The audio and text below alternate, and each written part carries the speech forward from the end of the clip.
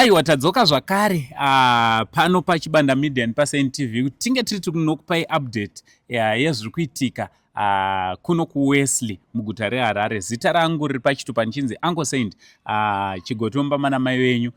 Ndakanzi naBaba Chirenje, Professor Chirenje vakabva vandipa title yekunzi doctor.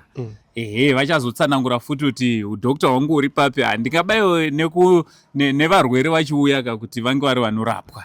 Asi zvisinei, kana uri kutoona kekutanga usati wasubscribe, don't forget to subscribe, turn on your notification bell so that every time we upload a video you'll be notified. Also, don't forget to follow us on our Facebook page, or rather pages, Chibanda Media and also paSNTV. Nchitoti murisei kwese kwamuri. Aiwa, ndofunga muri ngoona nemufaro wedu kuti tiri kufara zvakanyanya. So nhasi tatsikwa nevakuru, handiti tatsikwa nevakuru vandichada kuti tinge tiri tinotaura navo, asi regai nditange ndasweresa Baba Chirenje, maswera sei? Doc, ndakachengetwa naShe. Ndiri kufara. Ndatsikwa neprovince, kana tiri kwedu tinoti province. Kutekwa. Varume vakuru nevakadzi vakuru. Chokwadi. Tinovachingamidza zvizhinji. Aiwa, tinotenda. Vatitsika munguva yakafanira. Kutsikwa zvisingarwadzi. Aiwa, zvirwadzi. Aiwa, tinotenda. Right. Baba. Se makasimba here. Tinoripo makasimba. Tiri nani. Tinokuchingamidza. Aiwa, tinotenda. Makasimba here mama. Tiripo makadiwa. Aiwa, tiri nani. Chekutanga muri yeZimbabwe ingada kutanga kuziva kuti tiri kutaurawo nani uye munobva kupi muchiita nezve. Vazhinji athingi vanondiziva vanongoziva kuti Solar Pro. Asi zita rangu ndinoitwawo Ivan Bus. Isusu tisive magetsi acho. Ukangoona magetsi waona inini. Alright. Company ndo imwe chete. Solar Pro Contractors and Electricals. Aiwa, tinotenda. Mama, nhasi mauya zvakamira sei? Alright. Ini ndinoitwa Mai Pasi. Tabvawo kuSolar Pro Contractors and Electricals. Tauya taona kuti pano pane chiitiko chinofadza. Tikaona kuti zvakakodzera ende zvakanaka kuti tiuye tigotsigira tibatirane nevamwe tichipemberera mufaro naMr Chirenje namai kuti munyakanyaka yavanga vari yakuchipera. Saka taona zvakanaka kuti tiuye tinotsigira chiitiko chakanaka kudai ichi. Aiwa, tinotenda. Ndofunga muri ngozvinzwira. Ndoziva kuti vazhinji vakutomhanya mucomment section kunyora kuti zvoni asi magetsi atouya here apa. Baba Chirenje mimopa mavaona vachisvika vasati vataura zvavari kuda kunge vari vanoita. Muri kunzwawo sei pakuti musha unoyo wanga usingashanywa? Ndo chokwadi. Inini nemi for makore 3 atazivana tichiuya panapa. Hatina kumbounganirwa sezvizvi. Pandabuda mudanga rangu ndichiona dzimotikari dzakapaka kudai, ndarohwa nehana.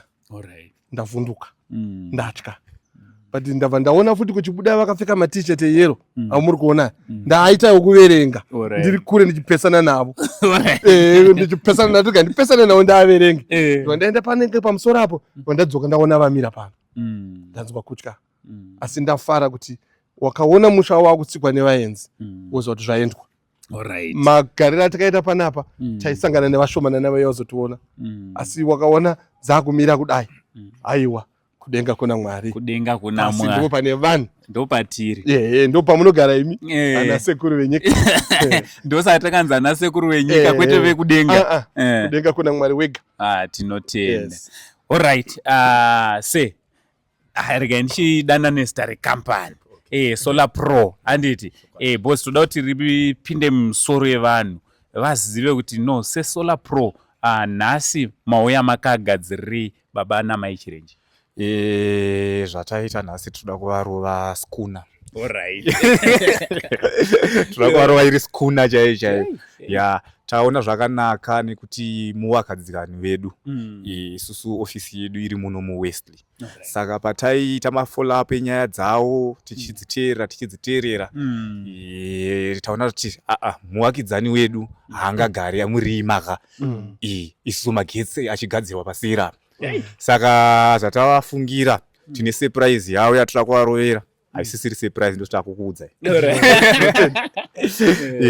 Tinenge tichakuisirai system 3.5 kV solar system 24 volt. Ichange ichikwanisa kukusumudzirai lighting yemba yese, entertainment nefridge 1. Ya saka pamagetsi no worry. Hey.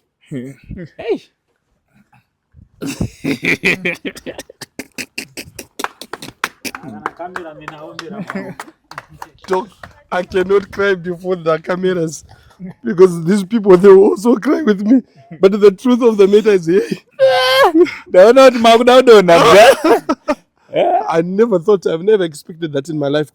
One of these good days I will have solar at my house. Thank you, thank you. Unobva wasvika paupera munozoti ndanga ndogara nchiudza vanhu kuti kutenda I feel like kune mashoko mashomo. Because munhu akakupa plate yesadza unongo thank you. Ukapiwa kape mvura thank you. Ukapiwa masola thank you. But ini ndinotenda kuti kuna Mwari kudenga. Mwari ndiye anoropafadza. Kambani yenyu dai Mwari vaiitira zvakanaka. Nezita zvakare Solar Pro Contractors and Electricals. Ndakuritaurawo inini futi dzokorodzai. Solar Pro Contractors and Electricals. Solar Pro Contractors and Electricals. Ndizvozvo chaizvo. Musha wemagetsi. Aiyo. Ava vanhu vanopedza masports. Toda kuti ndizivise kune vanenge vachitozoda. Ivo ava vakanditi angu isusu hatisi kuda kumaketa. Aizvozvo vakandisimbisa zvikanzi toda kuitirawo mudharo taifanira takamuitira something kumashure. But muvakidzani wedu toda kuvaitira something. Saka semuvakidzani aiwa musataure zvekuti ndikati aiwa isu hatizogone manje kurega kutaura nekufarisa. Zvonzi nyarira zita rangu ndiri kufara. Plus zvatinozoita manje kaisisu ana professor tinokoka musha wese kuti uyemuone zviri pano. Pavanopedza kungozviita takutodenzera kuti uyemuone zviri kuno.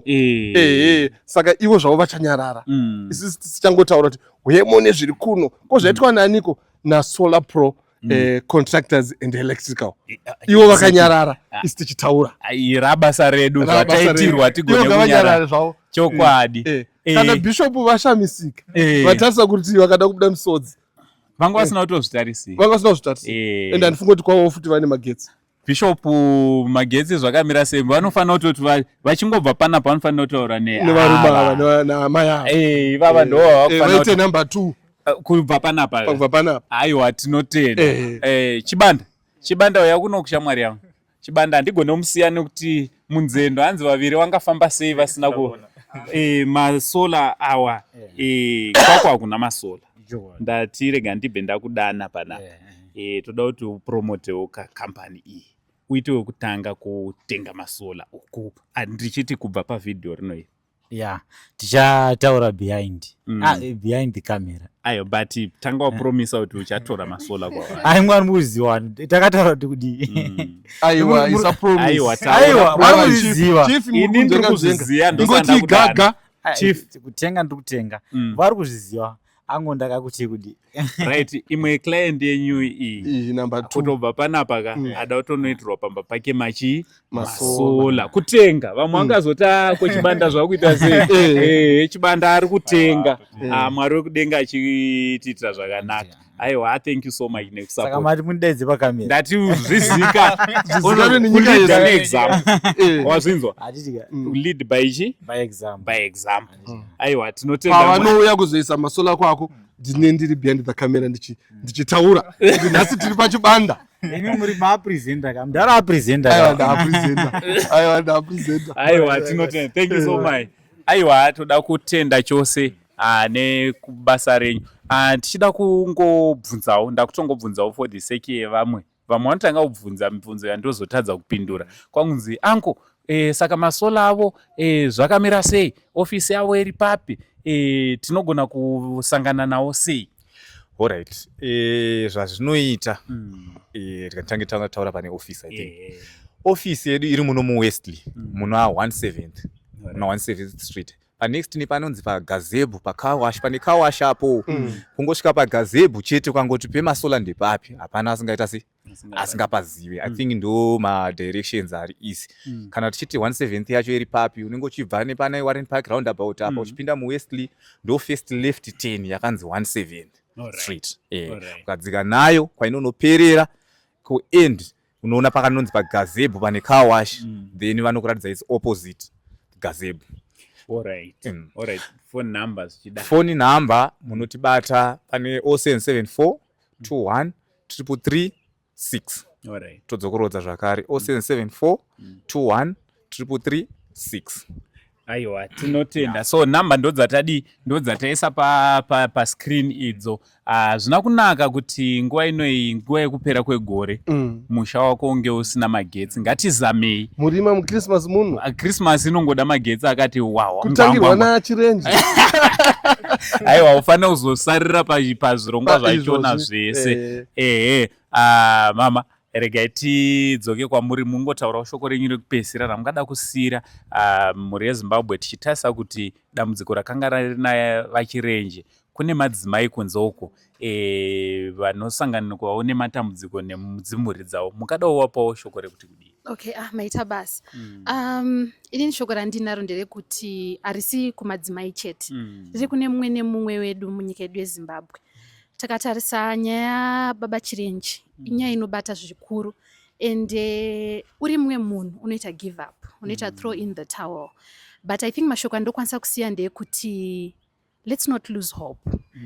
Mwari vagara vane chinangwa chakanaka pamusoro peupenyu hwedu. Kuna Jeremiah 11:29 anotaura ndine mufungo wakanaka pamusoro peupenyu hwako. Saka regai tirambe tichizvirangarira izvozvo kuti Mwari havana kumbobvira vakagadzirira zvakashata pamusoro peupenyu hwedu.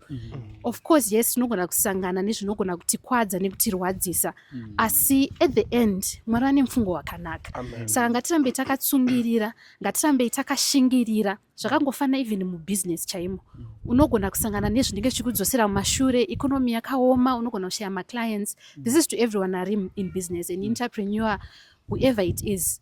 Ngatirambe takashingirira, ngatirambe takabatirira pamupendero wegameni raMwari. Vanotiitira zvakanaka, pakupera kwazvo tinoramba tichiimba kuti Mwari makanaka. Mashoko makuru ndoizwa kuti makutombera maoko kucomment section ikoko. Mwari wekudenga vachitiitira zvakanaka. Shoko renyu guru rekupedzisira sei?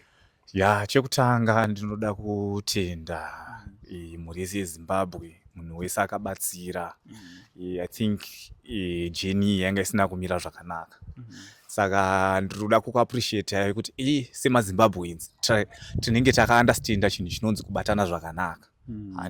Kana mumwe apinda mudambudziko zvirambe zvichienderera mberi. Even kune vamwe vandoshandidzana navo maservice providers. I think vakasunungukawo kuti vaono kana vachikwanisa nepavanogona tirambe tichiongovabatsira. Imba iyi yaane nguva isati yagarwa, saka ine a lot of work inoda kuitwa. Saka tikangobatsirana ndozodawo kutenda Saint TV nechibanda media yaita kuti tive pano nhasi yatisanganisa nababa namai chirenje. Aiwa, ndotenda. Aiwa, tinonzwa kutenda zvizhinji, tichinzwa mashoko akanaka kubva kwamuri. Mwari wekudenga vakuitire zvakanaka. Ave Solar Pro, anditi? Solar Pro. Shoko renyu guru rekuvhara murushando runo? I belongs to Solar Pro. Alright. Kwenyu iko. My house is lightened by Solar Pro. Tinotenda. Everything is done by Solar Pro. We thank God. Welcome Solar Pro. Thank you so much. Thank you mhuri yeZimbabwe. Zvinhu zvaitika izvi zvaitirwa imi. Asi imiwo itirwaiwo kwamunogara kumasuwo enyu. Kuti chitipambire nyika yese pasawana anosara. No stone left behind. Yes. And no stone left unturned. Yes. Aiwa, tinotenda Mwari. Aiwa, ndofunga murungoona mufaro uri panapa.